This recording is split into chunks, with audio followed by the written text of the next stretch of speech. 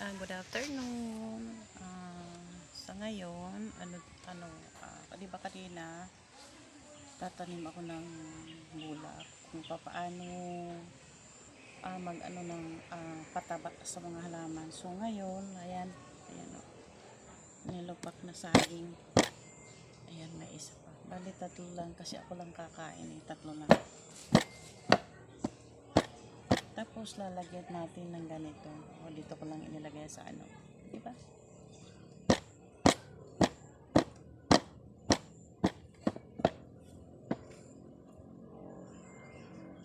Tumutunog eh. Dati guys.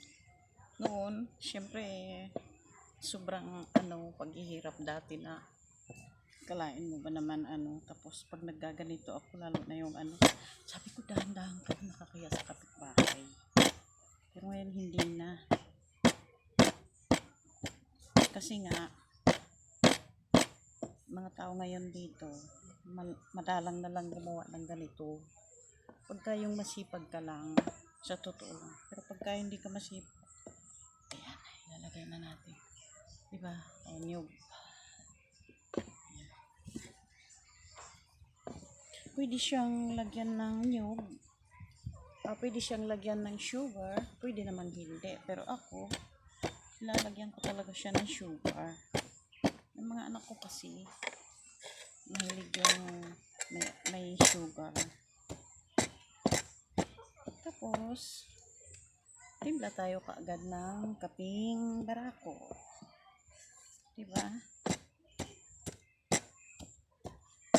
Yan, so guys, maglalagay na tayo ng sugar.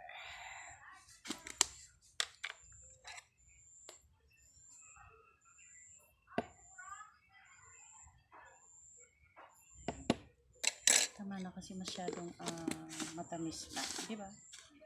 Ayan guys, sarap na ang kain natin mamaya.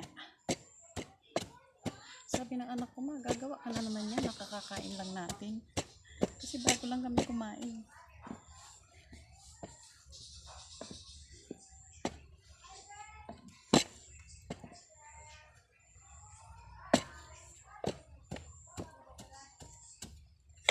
Diba guys, ang sarap.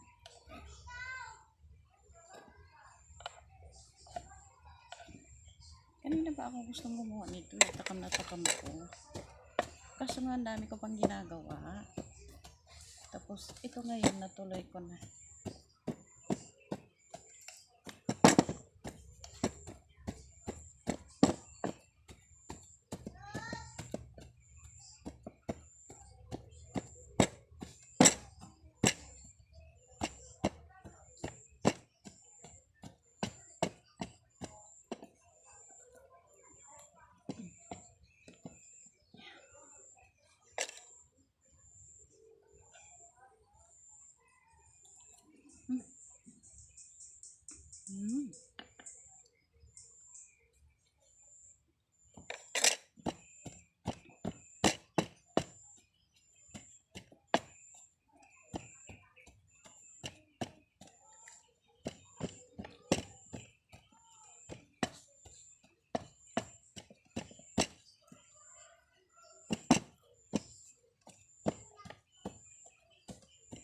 Ang sarap guys pag nasa probinsya ka, kung ano-ano na lang nagagawa mo.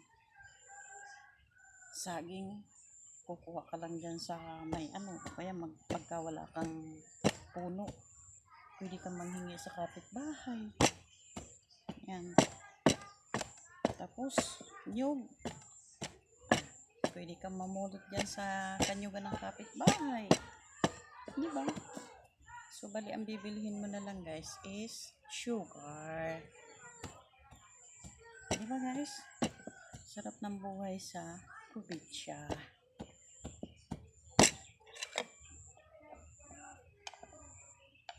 Gusto ko kasi yung yung mapino talaga.